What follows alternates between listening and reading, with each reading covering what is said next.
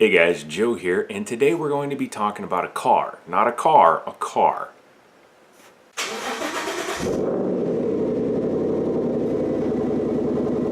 Now that that's out of the way, what I'm referring to is a car pistol. Start by showing you it's clear, open, nothing in it. There we go. Today's tabletop will be on the KAHR S9.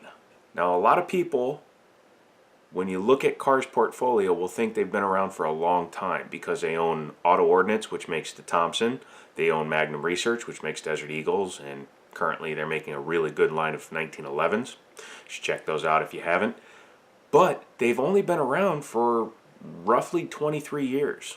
And 23 years sounds like a lot in terms of a lot of other businesses. But in terms of a gun manufacturer, that's not very long. You've got Colt, Winchester, Remington, all these other guys that have been around almost literally forever. And then you have KAHR. KAHR was started by a man named Justin Moon, who in college decided he wanted to make a compact carry pistol. It wasn't exactly this one. He actually came out with the K9 first in 1995. Coincidentally, it kind of coincided the 1994 ban on magazine capacity. In 1994, they issued a 10-round maximum capacity for high-capacity mag firearms, something California still enforces to this day.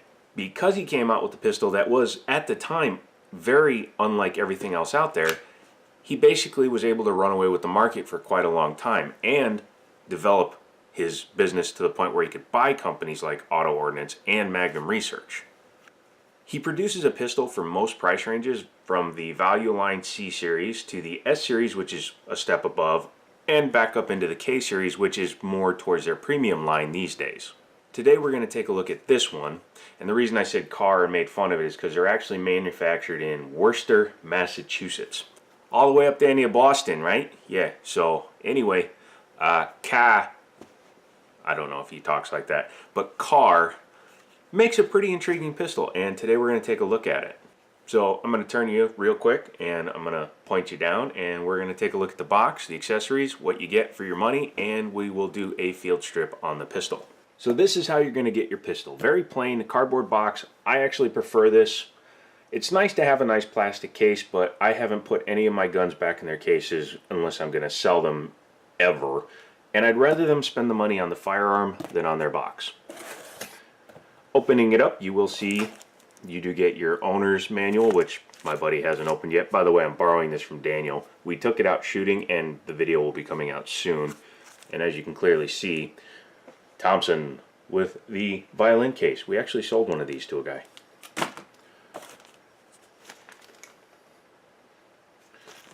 Don't know what that was.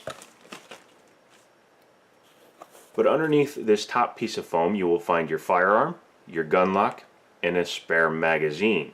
This gun did ship with 2 magazines, however, he left the spare magazines at the store.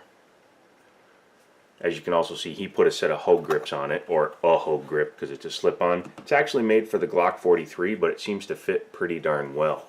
Other than that, the box is pretty much empty, so we can go ahead and move this out of the way. Before we take it apart, let's take a look at some of the things that make it different from the C line, and one of the major differences is right here, the front slide serrations. It's on both sides. Slide serrations are pretty easy to grab a hold of. They're not too deep, not too shallow. They have a nice aggressive pattern on it. If you like to grab the front of your slide, you can do that there. Up front, you do have a 2-slot accessory rail, so you can mount your lasers and your lights and whatnot. It doesn't have a flat front to the trigger guard, but you can still mount like Crimson Trace and Olight stuff to it. Otherwise, they're actually very similar, the C and the S line. The S line again comes with 2 magazines. This is a 7-rounder, also comes with an 8-rounder. Overall size, it is a 3.6-inch barrel. So they say it's a 3.6-inch barrel. I'm not sure if it's quite that long. As you can see, my Taurus is lined up chamber to chamber. It is longer, but I don't think that's 4/10 of an inch, but it could possibly be. You will notice that it is actually thinner. This is under an inch. This is like 1.1 inches wide, something like that.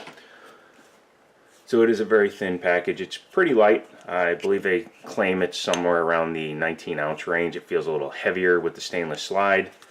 but you could easily shorts carry that if you need to. One thing you will notice with the metal trigger is when this all heats up, this will heat up as well, so keep that in mind. If you're going to go out and put 200 rounds through your gun, you may get a hot trigger finger. I also flipped over my Rock Island mat because, quite frankly, it was just kind of distracting from the videos. So let's take a look at the pistol a little bit closer. You will see that it is stainless steel with a black polymer frame, a metal trigger, and metal takedown, or metal slide lock in this case. It is a striker fired pistol. However, it is single action only. What that means is, once you pull the trigger, unless it gets reset, you cannot pull the trigger again. So I reset the trigger. Now you have a dead trigger. So as long as your magazine is loaded and you actually get a round fired off, you'll be fine. However, if you get a round that doesn't go off, hard primer, whatever the case may be, you'll just have to re-rack the slide. Let's discuss the trigger. Again, this is a single action only, which means once you pull the trigger, unless you reset the slide or you have a magazine in there feeding bullets into it, it will not automatically reset. So there you go, you're good to go. Trigger pull, it's about 5.5 to 6 pounds depending on who you ask. You do have a lot of take up because it's cocking the striker as it goes, but then when you get to the wall, it just kind of stops and breaks, and the shot gets fired. So it's actually a very crisp break when you get there. There's just a little bit of creep getting to it because you're setting a spring. The reset, little long. That is not the reset. That was the spring for the striker. Also the spring for the striker. Reset off the trigger. So the reset is basically all the way back out. However, unlike some guns like the Sky, CPX-1 and CPX-2, this trigger doesn't feel like a revolver trigger. Maybe because after the first shot, it's a single action only, so it doesn't have to do the double duty, so it works a little bit better that way, but it's still spring, spring, reset, break. Take that as you will. I don't mind it, it's fine. In an emergency situation, and for someone like me with nerve damage, you're just slapping the trigger anyways. I don't take my finger out of the guard all the way, I'm just doing that for the example here. One thing up front, this does not have external safeties. As you can see, nothing here, nothing on the trigger. It's a completely smooth trigger. Nothing anywhere. So that means this is your safety. That helps, but again, unless you're going to carry in what's called condition 3, where you have a magazine in, nothing in the chamber, and then you just rack it when you go to use it, then you'll be fine. Otherwise, you can't decock the pistol or unengage the striker once you've chambered a round. So keep that in mind. Be very cognizant of your trigger. If you are going to be carrying something like this, I would highly recommend that you remove the magazine, remove the ammunition, make sure it's clear, get whatever holster you're planning on using, and just keep practicing holstering and removing the firearm. Do it using like loose shirts, jackets, looser pants, shorts, however you plan on carrying it, but practice so that when the time comes, your finger will be trained not to go onto the trigger until you pull the firearm. Also, you'll also learn how to correctly reholster the firearm so that you don't catch the trigger on anything. Because goodness gracious, may the fates be with you if you have a negligent discharge while appendix carrying this thing, because you're either going to hit your favorite bits or you're going to hit a femoral artery, both of which are very bad. So let's go ahead and take it down. To do that, you are going to line up, hopefully you can see it there, on the slide. It's kind of on one of the forward slide serrations. Is a notch there. You will match that up with the notch on the frame. I might have to do it off camera because this is a still relatively new firearm and it's quite tight. Before I keep going, this is something that's actually universal across all manufacturers. It really annoys me that when they have something like this, they only put it on this side of the slide. CZ puts them on the back, but nobody that has them on the front ever puts them on this side where, in this case, the cross pin is. So you're expected to line it up there, then manipulate the whole gun to flip it over. A little annoying, Again, not on KAHR. It's a universal complaint against anybody that uses front slide marks. There you go, we have it lined up, and I'm going to use the base of the magazine to start the pin. You may have to wiggle the gun around. Like I said, that's why I may have to do this off camera. Also doesn't help that it's 11 o'clock at night. I'm very tired. But there you go. As you can see, I've started the pin, which is actually holding the slide, so now I can get it with my dominant hand, although I don't really have a dominant hand. Pull the cross pin, move the slide forward, and because it is a striker-fired pistol, and most striker-fired pistols, you have to pull the trigger, which will then allow you to remove the slide from the frame. We're going to set the frame down and come back to that. And let's take a look at the slide. The slide has a doved-in rear sight. In this case, it is a bar dot system. It's a Bardot. No, that's Bridget. But it's a rear line front dot sight. That's okay. I actually prefer the rear sight to be blacked out and just have a dot up front, but that's personal preference. Flipping it over, you will see it is a Browning tilting style, and we're going to take this spring out. You have to be very careful. This thing is sprung super heavy, has a metal guide rod, and it isn't captive, so yeah, you could put an eye out with that thing. Or, like I've learned with some 1911s, put a hole in your ceiling tile. Almost had it stick one time, but again, it's not captive, so you'll need to keep that in mind. Be cognizant of that, kids. The barrel, very typical. You just take it out. Doesn't have a locking lug. It's actually like a lot of modern squared off pistols, held in place by the front of the chamber and against the hood of the barrel. So it's a very traditional barrel. It does have a link style. It's not like a swinging link. It's just a hole in the barrel itself which holds it in place. The barrel has traditional rifling, which is one of the major differences between this and the premium KAHRs. The premium KAHRs have what's called a polygonal rifling in them, which supposedly helps with accuracy. This thing was pretty accurate, actually.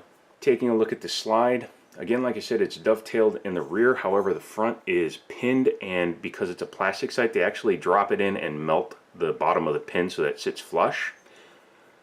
The machining on the slide itself is actually pretty nice. It's very clean, looks really good. Inside the slide here, you can see that's the spring for the striker. This is the firing pin safety. This is the striker reset itself. So that gets pulled back, which charges the spring, and then it will shoot the striker forward. Very plain inside. Very much like a Glock, and pretty well made too. From the look of it and the feel of it and the heft of it, it feels like a premium piece. Because this is a concealed carry design, it is beveled along the top and the front. I think they should have beveled this a little bit. It's a little bit sharp. It's a very flat angle, but other than that, it's not too bad. I guess they figured this is the most important part for your holster. The engraving, because they didn't put any contrasting dye or coloring in there, is very subtle on a stainless. Sometimes they can stick out a little bit, but I like that. They didn't black it out or anything. The slide serrations are very, I'm trying to pull it out of my hand, and these serrations are very nice. They're not too deep, they're not too shallow, and they're not too sharp. So they actually work really well. Setting that down, let's move on to the frame. This is probably the only place where I have any concern with the KAHR lineup, and it's not something that I think will be a problem, but it's something I noticed that's a little bit disconcerting if you plan on shooting this more than self-defense and light practice, and that is the fact that it doesn't have metal inserts for the rails. It has very tiny ones back here where the controls are, but up here it's all plastic. This is my Taurus G2C. As you can see, it's empty, nothing in it. I'm going to drop the slide real quick. And even though it's also a polymer frame, you can see that this has very large metal flanges in here. I did find out it was because they're planning on making this in a 40 cal. But it's still something they did. And this is a $225 pistol, $200 pistol, depending on where you can find it. And this is significantly more. So that's the only thing that I'm a little bit concerned or sad about. I think they needed to put some metal inserts, because in the shooting video, when we publish that, you will actually see Daniel point out that the frame here, this rail, is actually shaved. It's chipped after only 50 rounds. Luckily, it has the rail going most of the way. It is kind of broken up here by the controls, and it does have an internal front slide rail, or yeah, I guess that would be for the slide. And it didn't seem to deform after that initial shaving, but if you intend on shooting this more than just occasionally for practice, you could potentially damage the front of the rails with the slide coming back. So keep that in mind. In terms of functionality, this is super basic, which is nice. Spring on the trigger. Because there's no weird safeties or anything, it can be a very plain trigger, which comes back here, which engages both the firing pin safety as well as the striker release. So that's cool. And that is your field stripped KAHR S9.